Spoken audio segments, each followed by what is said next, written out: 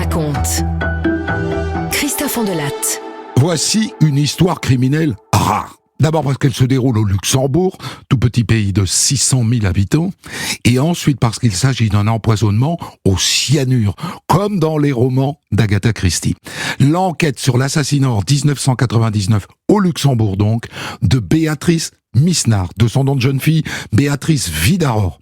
J'ai écrit cette histoire avec Okis, réalisation Sébastien Guidis. Europe 1, Christophe Ondelatte. La scène se déroule un après-midi de juillet 1999 au Luxembourg, aux urgences de la clinique Daïch. Un homme déboule. Et cet homme, à la clinique, tout le monde le connaît. Charles Misnard, le docteur Misnard. Il dirige le laboratoire de biologie de la clinique. Et là, il est avec sa femme, en piteux état. Vite, elle vient de faire plusieurs malaises d'affilée. Elle a plus de 39 de fièvre, très mal à la tête et des frissons. D'accord, docteur, d'accord, on va s'en occuper. Rappelez-moi son nom. Béatrice. Avec un Z, Béatrice Misnard, donc. Né Vidaror. Entendu, docteur, on la prend en charge. Le docteur Lèche, qui la reçoit, pose tout de suite un diagnostic. Je pense à un syndrome inflammatoire qui serait dû à une infection bactérienne, donc... ok, on la met sous antibiotiques, hein. Et les jours passent. Béatrice est installée dans la chambre 218, et son mari, Charles Misnard, vient la voir autant qu'il peut. Il a fait lui-même les analyses. En vérité, c'est un Staphylococcus aureus, autrement dit un staphylocoque doré. Et comme c'est une bactérie, les antibiotiques devraient faire rapidement effet. C'est bien sûr lui qui s'occupe des perfusions, c'est sa femme. Mais les jours passent, et ça ne va pas mieux. Alors au bout de 3 jours, le médecin de garde, le docteur Wurtz, décide de changer de stratégie. On va essayer de changer l'antibiotique. Et il a été bien inspiré. En 2 jours, Béatrice se refait la cerise. La fièvre a disparu, ça va beaucoup mieux. Bon, je pense qu'on va vous garder encore une nuit, hein. Et puis vous sortirez demain, d'accord? D'accord. Merci, docteur. Mais vers 18h30, l'infirmière de garde accourt chambre 118. Béatrice est toute raide, et elle fait des convulsions. Et ça tombe bien, le docteur Misnard est là.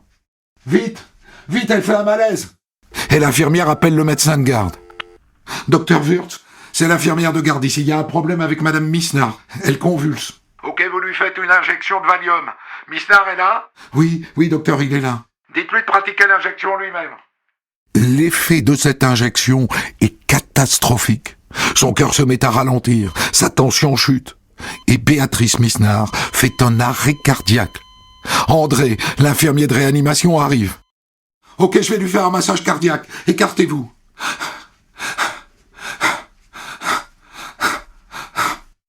Béatrice est conduite à toute berzingue en soins intensifs. Elle est placée sous respirateur. Le docteur Wurtz vient d'arriver.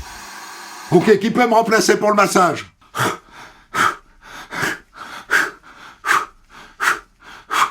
Ils font tout ce qu'ils peuvent. Mais à 20h20, il faut bien se rendre à l'évidence. Béatrice est décédée. Et le docteur Wurtz ne comprend pas. Enfin, je comprends pas. Elle allait très bien tout à l'heure, elle était sortie d'affaires. Je comprends pas ce qui s'est passé. Docteur Misnard, je suis vraiment désolé, croyez-moi, mais avec votre accord, bien sûr, je pense que il serait sage de faire une autopsie. Oh non, c'est pas une autopsie qui va la ramener. Hein. C'est absolument inutile.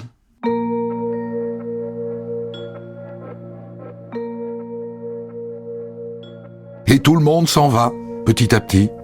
À commencer par le docteur Misnard qui est effondré. Et maintenant, il n'y a plus que l'infirmier de réa, André, au pied du lit. Mais qu'est-ce qu'il fait là?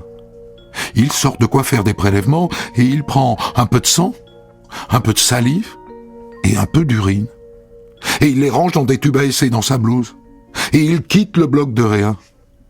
Mais pourquoi il a fait ça? Un infirmier. Béatrice Misnard Vidaror était originaire de la région de Saint-Sébastien, au Pays Basque espagnol. Et dès le lendemain, toute sa famille débarque, dont son frère qui est médecin, et qui tombe sur le docteur Wurtz. Je ne comprends pas ce qui s'est passé, docteur. Il y avait des explications. Vous en aurez, docteur. Vous en aurez, je suis moi-même demandeur d'explications. Alors j'ai demandé une autopsie. Et regardez le certificat de décès. J'ai noté décès suspect. Donc on saura ce qui s'est passé. Rassurez-vous. L'autopsie du corps de Béatrice Misnar-Fidaror est réalisée au Laboratoire national de la santé du Luxembourg. Et à l'issue, le légiste est perplexe. Je n'ai décelé aucune cause flagrante de la mort. Mais j'ai fait des prélèvements de sang et de tissus corporels pour une analyse toxicologique. On verra bien quand on aura les résultats.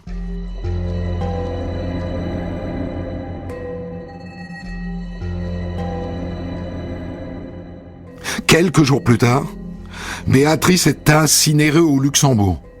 Et ses cendres sont ramenées à Villabona, au Pays Basque espagnol.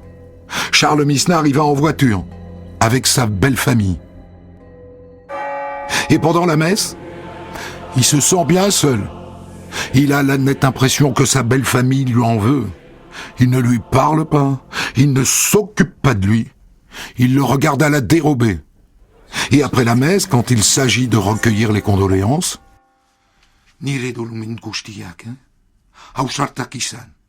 personne ne vient lui serrer la paluche. Comme toujours au Pays Basque espagnol, la famille offre un verre au bar juste en face de l'église.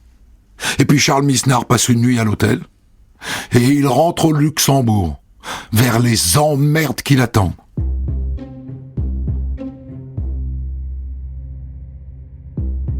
Pour Charles Misnar, les emmerdes commencent une semaine plus tard, quand un matin, il reçoit un courrier de la clinique d'Aïch. Il est viré. Et il est viré parce qu'il a changé lui-même les perfusions de sa femme, alors qu'il est docteur, certes, mais docteur en biologie. Il n'est pas autorisé à faire ce genre de manipulation, c'est une faute grave.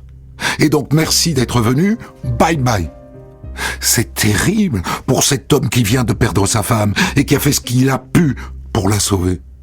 Mais grâce aux confidences d'une collaboratrice de la clinique, le docteur Misnar comprend vite les raisons de ce licenciement express. Je vais être très franche avec vous, monsieur Misnar. Ici, les gens pensent que vous avez tué votre femme. Ils disent que j'ai tué ma femme. Mais enfin, c'est fou. 15 jours après la mort de Béatrice, Charles Misnar est chez lui et il voit débarquer les flics. Bonjour, monsieur. Vous êtes monsieur Misnar ? Oui, c'est moi. Nous avons un mandat de perquisition. Vous pourriez commencer par nous montrer votre laboratoire ? Mon laboratoire ? Enfin, vous êtes à mon domicile, c'est pas la clinique ici. Les policiers visitent toutes les pièces de la maison. Bien, monsieur Misnar, vous avez 2 minutes pour faire votre valise. On vous emmène.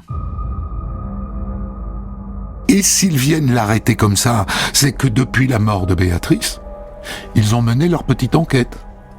Dès le lendemain de sa mort, ils ont interrogé le médecin de garde, le docteur Wurtz. Vous pouvez nous dire ce qui s'est passé, docteur, à partir du moment où l'alarme se déclenche. Vous étiez où, vous, à ce moment-là ? Eh bien, j'étais à mon cabinet privé. Et donc là, je reçois un coup de fil d'une infirmière. Elle me décrit l'état de madame Misnar. Je lui prescris une injection de Valium. Et puis je saute dans ma voiture et j'arrive à la clinique vers 19h. À ce moment-là, docteur, où se trouvait madame Misnar ? Eh bien, elle venait d'être transférée en réanimation et elle était intubée.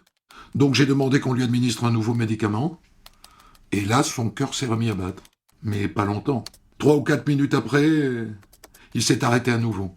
Les infirmiers se sont relayés pour pratiquer sur elle un massage cardiaque, mais voilà, ils ne sont pas arrivés à la ranimer. Et le docteur Misnar, où est-il à ce moment-là ? Qu'est-ce qu'il fait ? Il fait des 100 pas dans le couloir. Il a l'air très affecté. Les policiers n'ont pas réussi à récupérer le matériel de perfusion. Ah, je suis désolé, monsieur, mais après la mort de madame Misnar, on a procédé au nettoyage de la chambre, donc on a mis tout le matériel à la poubelle, comme c'est l'usage et la règle.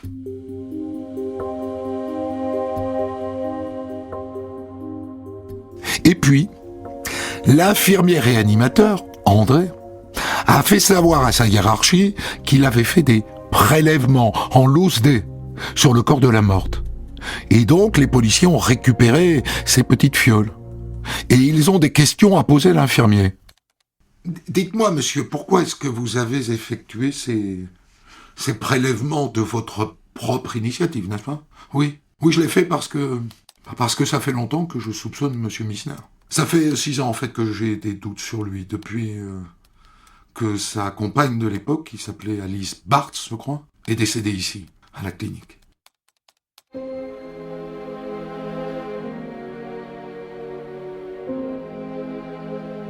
Il raconte qu'il y a 6 ans, cette madame Barthes est tombée dans le coma, qu'on l'a amenée aux soins intensifs et que Misnard a refusé qu'on s'acharne. Moi, j'ai trouvé ça étrange, parce que certes, elle était dans le coma, mais elle n'était pas du tout en danger de mort. Hein. Personne n'était inquiet pour elle. Et pourtant, 2 jours plus tard, elle était morte. Officiellement d'un coma diabétique. Mais moi, je l'ai pas cru, ça. Et vous n'avez rien dit. Si, avec 2 collègues, on est allé voir le procureur pour porter plainte, pour qu'il y ait une enquête, quoi. Et alors, l'affaire a été classée. L'image de la clinique était en jeu. On m'a harcelé au téléphone et j'ai dû laisser tomber. Mais l'infirmier a autre chose à dire aux policiers, qui concerne cette fois Madame Misnard, qui vient de mourir. Je sais pas si vous êtes au courant, mais Madame Misnard, elle était déjà venue, il y a 4 mois, en mars, pour une infection au staphylocoque doré. Ah bon? Et vous vous souvenez qui l'a soignée à l'époque? Ah oui, le docteur Lèche. Et donc les policiers vont voir le docteur Lèche. Je vous confirme que Madame Misnard était dans un sale état quand Charles l'a amenée ici, au mois de mars. Ses analyses de sang ont révélé une acidose importante, c'est assez typique des intoxications ou des empoisonnements. Elle m'a dit qu'elle s'était sentie mal après avoir bu un jus d'orange sorti du frigo. Elle a beaucoup vomi. J'ai demandé à Charles d'envoyer un échantillon de vomissures au laboratoire national de la santé, et puis ces échantillons ne sont jamais arrivés. Ils ont dû se perdre. Ou pas.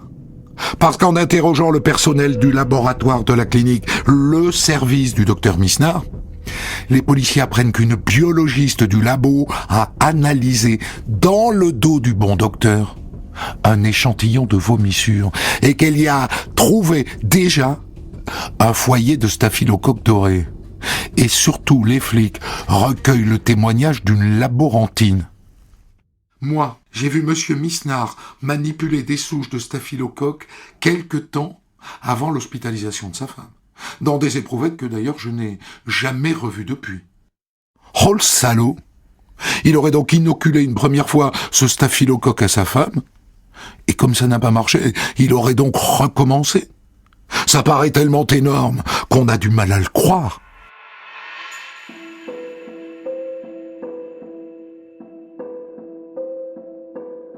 Pendant ce temps, on a analysé les prélèvements effectués par André, l'infirmier réanimateur.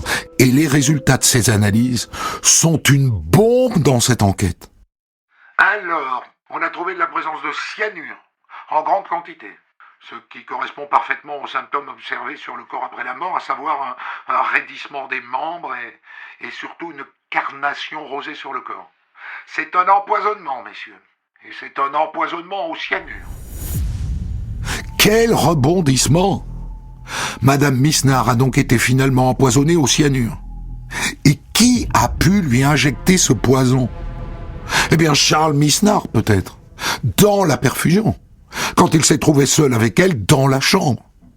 Il aurait donc, à 2 reprises, tenté de lui inoculer un staphylocoque, et n'arrivant pas à ses fins, il l'aurait achevé au cyanure.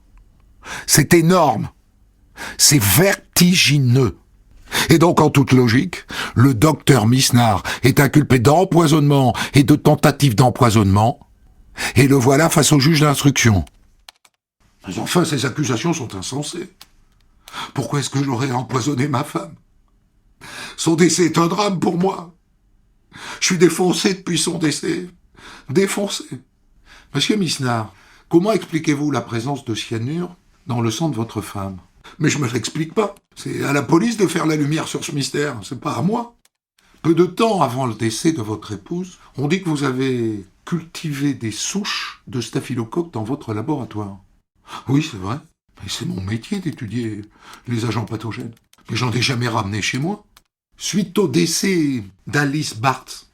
Vous connaissez Alice Barthes? Le docteur Lèche vous avait chargé d'expédier des échantillons de ces vomissures au laboratoire national de la santé, qui ne les a jamais reçus. Oui, j'en suis désolé, croyez-moi. Mais les colis égarés, c'est très courant, vous savez. Bien, ça sera tout pour aujourd'hui, docteur.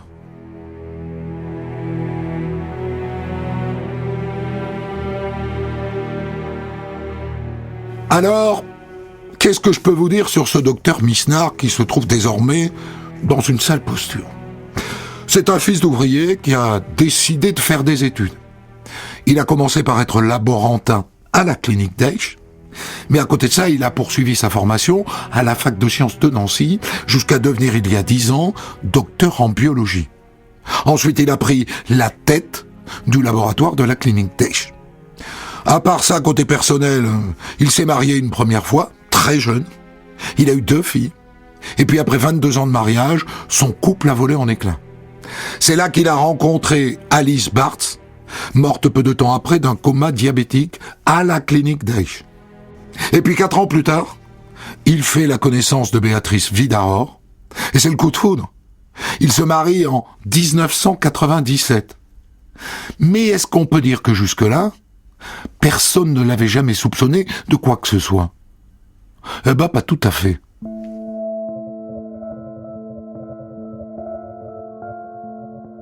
Sa première femme, elle-même, a dit au docteur Lèche à l'époque que son mari avait tenté de l'empoisonner.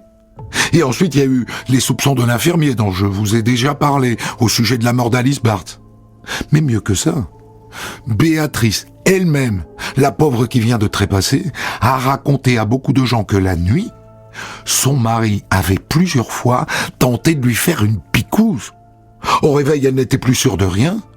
Elle disait que c'était un cauchemar. Mais quand même, ça revenait souvent.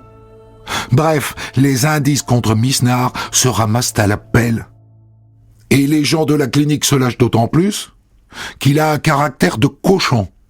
Il est autoritaire, et rigide, et méchant. C'est un vrai connard, quoi. Et le connard a maintenant de gros soucis à se faire.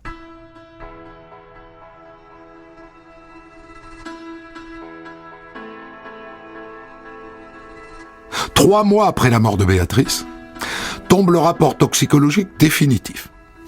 Il confirme l'empoisonnement au cyanure.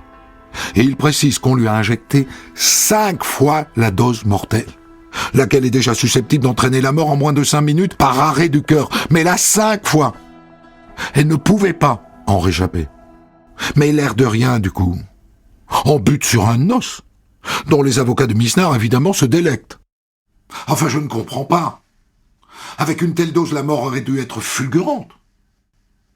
Or, Madame Misnard a survécu entre 18h30, heure à laquelle le docteur Misner lui-même donne la première alerte, et 18h45, heure à laquelle elle a été amenée en réanimation, et où elle ne décède qu'aux environs de 20h. Concédons aux avocats de Misnard que c'est troublant, en effet. Et ça se complique avec l'expertise d'un médecin du CHU de Nancy. Il est expert en toxicologie. Alors, selon les éléments à ma disposition, monsieur le juge, le cœur de madame Misnard est reparti pendant quelques minutes. Or, avec la dose de cyanure observée, c'est absolument inenvisageable. À une telle dose, le cœur ne peut pas repartir. Et donc, vous en concluez quoi, docteur? Eh bien que l'injection de cyanure a été réalisée après cette courte période de rémission.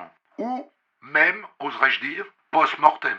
Après la mort? Mais comment le poison a-t-il pu se diffuser dans le sang?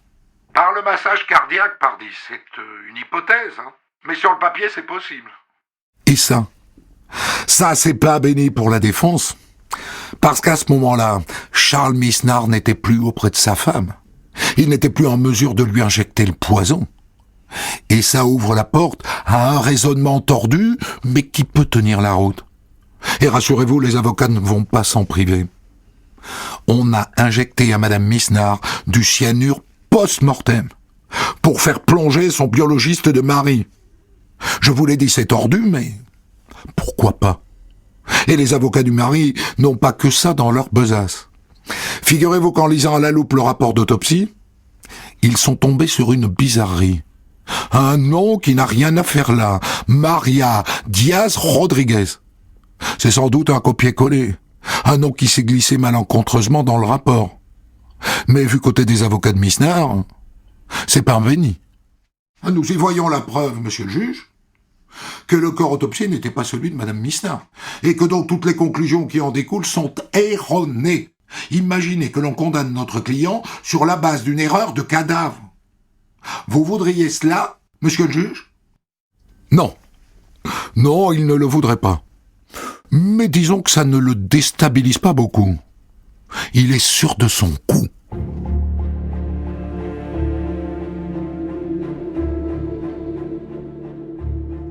Le procès de Charles Misnard s'ouvre le 12 mai 2003 devant la chambre criminelle du Luxembourg. Il comparaît pour empoisonnement et tentative d'empoisonnement. Il risque la prison à perpétuité. Au cœur des débats, vous l'avez compris, il y a le cœur de Béatrice qui se remet à battre alors qu'il n'aurait pas dû à cause du cyanure. Les avocats de Misnard comptent s'en délecter. Ils se font d'emblée couper l'herbe sous les pieds par un expert.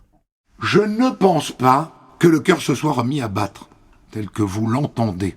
Il est fort possible que l'activité enregistrée par l'électrocardiogramme corresponde en vérité à l'activité électrique qui a été induite par les électrochocs administrés pour animer la mourante. Donc le cœur ne se serait pas remis à battre. Et donc l'injection de cyanure a pu avoir lieu avant. Et donc elle a pu être réalisée par Misnard. Dans la foulée, le juge se tourne vers l'accusé. Monsieur Misnard, dites-nous comment le cyanure s'est-il retrouvé dans le corps de votre femme? Mais il n'y a jamais eu de cyanure dans le corps de ma femme. Je le dis et je le redis, l'autopsie s'est faite sur le mauvais cadavre. Si mon épouse avait été empoisonnée par le cyanure, elle serait morte peu après 18h35, vers 18h40, à la rigueur 18h45, mais pas à 20h. Cessez donc avec vos horaires, hein, monsieur Misnard. On n'est pas à la SNCF ici. Alors dites-nous de quoi est morte votre femme. Elle est morte d'une allergie aux antibiotiques. Le cyanure n'est qu'une mise en scène destinée à m'impliquer. Je savais trop de choses sur la manière dont fonctionnait la clinique. Un complot, donc, mais qui ne convainc pas les jurés. Charles Misnard est condamné à la réclusion à vie. Il fait immédiatement appel.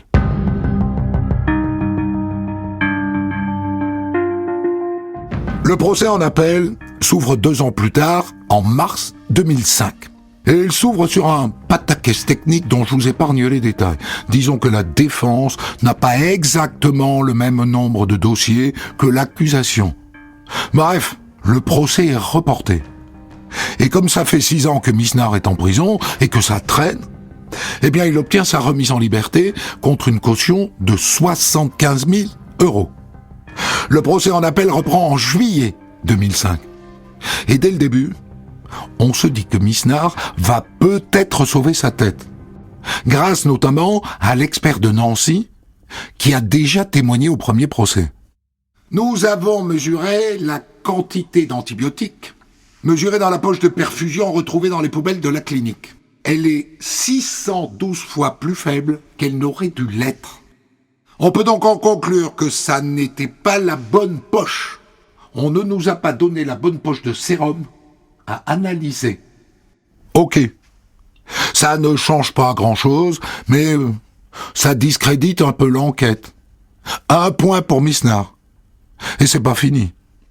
Nous avons mesuré l'acidose du sang prélevée 1 heure après le décès par l'infirmière réanimateur. Cette réaction était bien trop faible pour correspondre à un empoisonnement au cyanure. Est-ce à dire, docteur, que vous considérez que l'empoisonnement n'a pas eu lieu? Je dirais que c'est une hypothèse. Ça n'est pas du tout ce que disent les analyses de sang qui ont mesuré le cyanure. Ça voudrait dire qu'on s'est trompé de cadavre, ce qui est improbable. Mais en attendant, ça fait un petit point de plus pour Misnard. Du coup, elle serait morte de quoi, Béatrice? Le médecin expert de Nancy se met à développer une hypothèse. Nous pensons qu'il est absolument possible que Madame Misnard ait été la victime d'une faute médicale. Une faute que la clinique aurait cherché à dissimuler. Et à quel genre de faute médicale faites-vous allusion, docteur? À l'injection de Valium en intraveineuse qui a été pratiquée sans assistance respiratoire disponible auprès du lit. Oh là là! Ça, c'est pas béni pour Misnar. Et c'est corroboré par le témoignage à la barre de l'infirmière qui a préparé la seringue avant l'injection. Moi, quand j'ai donné la seringue au docteur Misnar, j'ai constaté qu'il réalisait l'injection beaucoup trop rapidement. J'avoue que sur le moment, j'ai regretté de ne pas l'avoir fait moi-même. Autrement dit, Béatrice Misnar aurait fait un malaise à cause d'un antibiotique inadapté et serait morte d'une dose de Valium trop vite injectée, sans assistance respiratoire, par un docteur, son mari, qui n'était pas médecin. Si on suit ce raisonnement, Misnar peut sauver sa tête. Sauf qu'on a oublié le cyanure, et le staphylocoque doré, et la mort d'Alice Barthes, et la première défaillance en mars de Béatrice, et les piqûres la nuit. Mais eux, les jurés, ne l'ont pas oublié. Charles Misnar est à nouveau condamné à vie. Ses avocats annoncent qu'il va se pourvoir en cassation. En France, il serait parti tout droit en prison. Mais au Luxembourg, dans l'attente de la décision de la Cour de casse, on le laisse rentrer chez lui. Et chez lui, c'est la France. Il est français. Et quand son pouvoir est rejeté par la Cour de cassation, eh ben ma foi, il est en France. Et il refuse d'être extradé. Il va donc purger sa peine en France.